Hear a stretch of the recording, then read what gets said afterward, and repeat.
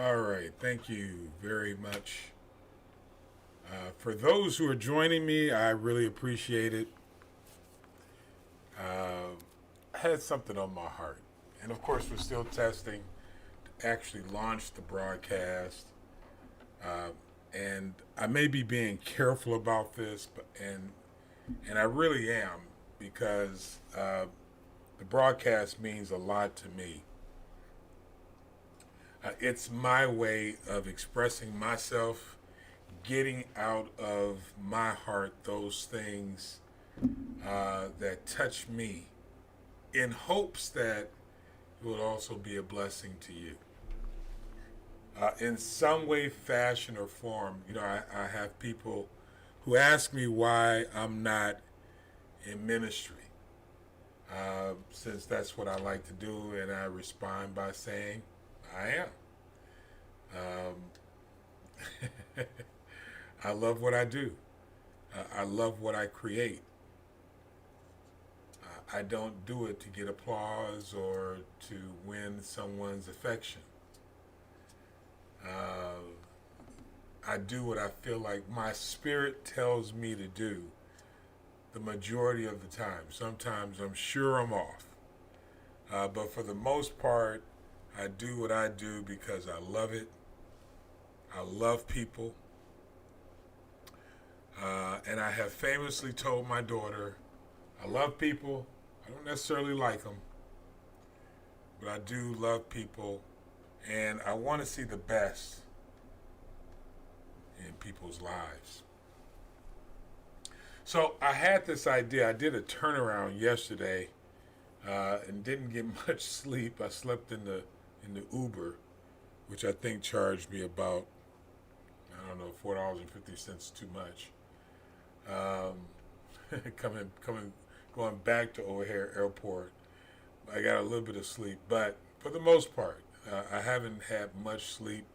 I got a little bit of sleep last night, and I was thinking about my family. I was thinking about some of the things that family goes through. The reason why I went to Chicago is because my cousin, who was my age for the most part, died. And we grew up together for the most part, because I've been out here in Southern California for 30 plus years, longer than I was in Chicago. And but for the first 20 years of my life, probably more specifically the first 17 years of my life, um, this was my cousin, you know. And I remember going back a year prior to that because I wanted to have some sort of a relationship with my second and third cousins. Some of them I saw there in Chicago as we were celebrating the death or the transition of my cousin Selena Rogers. And it was a little bit overwhelming for me in the sense that, I saw all these second and third cousins that I had absolutely no idea who they were. I introduced myself to a few of them. A few of them introduced themselves to me. And it was an interesting experience. That's not what I wanted to talk about. Uh, I think the thing that touched me more than that, a few things went through my mind.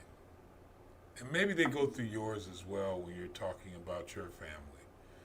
And I think this is, as we are so aptly called, a very typical experience in a lot of African American families. Again, and I say typically called because I don't necessarily agree with that, black African American mantra that we're given. But neither here nor there. In this, for the point of this conversation, it is something. It's a kind of a side note. Is how we've tagged ourselves, and we've allowed others to tag us. But having conversation with my cousins, the ones that are in my generation for the most part, first of all, I loved being around them. I loved being in their presence. Um, it wasn't hard. What I noticed was how we are working on actually unifying. You know, one of the things that was very interesting to me is some of the testimonies of Selena, some of the people that stood up and talked about her life and how she loved God. And it would be very easy for people, and that's why I appreciate what Pastor Chris said, who's from Bright Star there in Chicago, who grew up with my cousin. And now he's pastor of a church. He's much younger than all of, our generation. But he, has worked himself up to where he has a certain amount of influence. He reminds me of a young man here in Long Beach who has a very progressive church. And I told him, you remind me of this particular brother in Long Beach who does very well. He has the same spirit. Great guy. And he said this about my cousin. He said he could stand on stage, and I believe this to be true because I know how my family is, and anyone that knows me probably knows that I'm the same way. I'm kind of the same way. And if from the pulpit, while he's at the pulpit, she will blurt out something that will challenge him. Now, personally, I love the heart behind that, and I love what he got out of it, which probably threw him off at first. But I don't believe he understood at first what that did for him.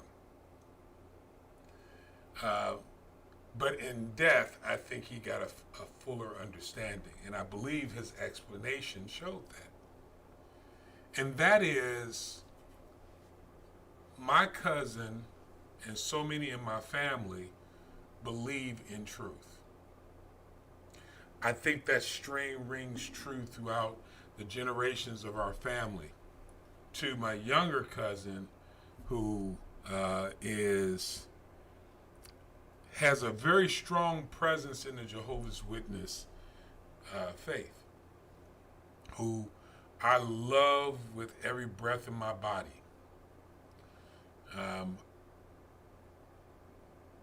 And admire.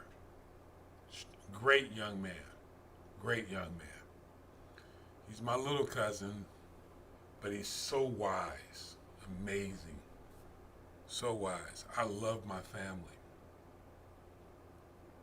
But what I learned is that we have a challenge even in our family, and even though it was recognized in celebrating my cousin Selena, through not only Pastor Chris, but other people who recognized what she brought to the table. It wasn't her great wealth. I know I keep bouncing, but I want you to catch this and follow me. It wasn't her great wealth because she wasn't wealthy. But we weren't poor either. She wasn't poor. My uncle did okay before he passed, and then his wife passed, and now she's passing, and so it was a blow to that, specifically to that generation. And that line in our family, right? My cousin Willie, my cousin Oliver, and Marvin did, I believe, a great job in celebrating her life. But it wasn't her money. It wasn't her patience, because when it came to wrong things, she really didn't have much patience for it.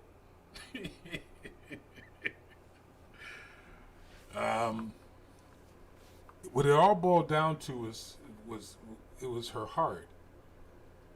She loved her family. Pastor Chris is a member of her family. Other people who stood up and had conversations or talked about her talked about how much these are our family names, the Rogers and the Doziers, how close we are.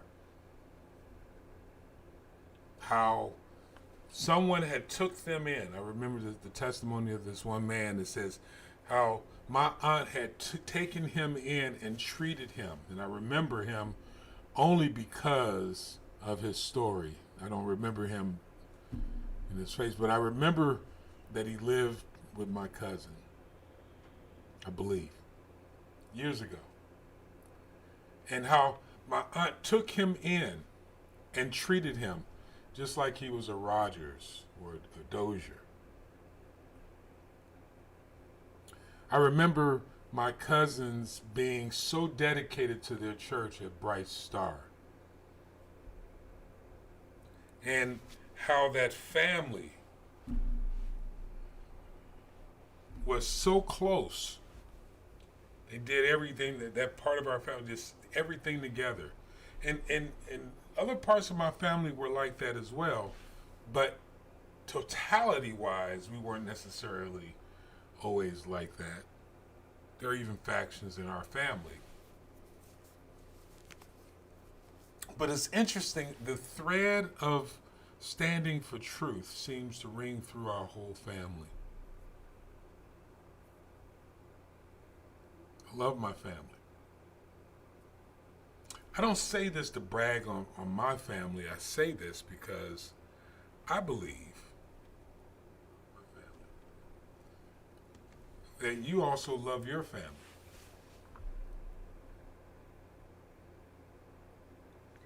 I've had the pleasure, and so has a lot of people in my family and a lot of people, period, of traveling, owning things, and whatever. And when you get to a certain age, you certainly appreciate those things. I've had the opportunity to do whatever I wanted to do in my life, including this. But what it really all boils down to is that group of people you call family. And it doesn't have to necessarily be family by blood. It boils down to the people you attach yourself to. I think about my pastor, Pastor Reuben, and the great example that he gives when it comes down to his family, those who have been with him. First of all, of course, his close family, but those who have been with him for 20 years, 30 years, second generation, 10 years. He prioritizes making sure that his family is good beyond all the other things. Great examples.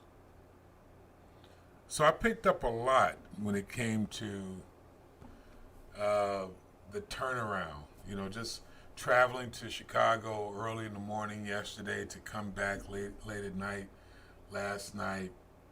I pondered a lot of things. Those things that are important to me. It reaffirmed some things in me, and it challenged me in other areas as well.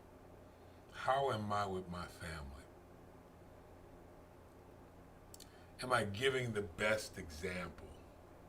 Are my priorities that of someone who takes care of their family? I believe they are. I believe I like to believe that I give a great example for my grandkids and my daughter and my sons, my daughter's mom.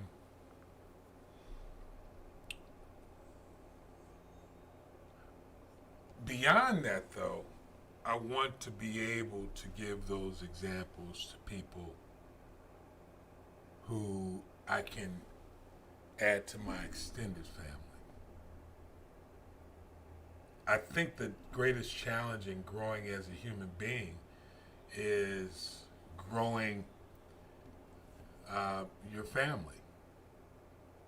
I really do believe that that's the greatest challenge. That's the thing I look. It's not about the house and the cars, although for some people it is. For me, it isn't.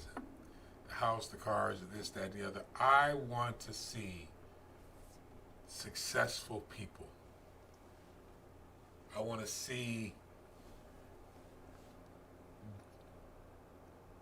the generations specifically that are coming up behind us, but even my current generation, brought out of a poverty mindset that we have been placed in for so many years, and to see us operate in unity together. Before I leave this earth, I want to see where we get back to a tribal idea, and I know that's probably not going to sit well with a lot of people, but a tribal idea of taking care of our core, inviting other core groups in.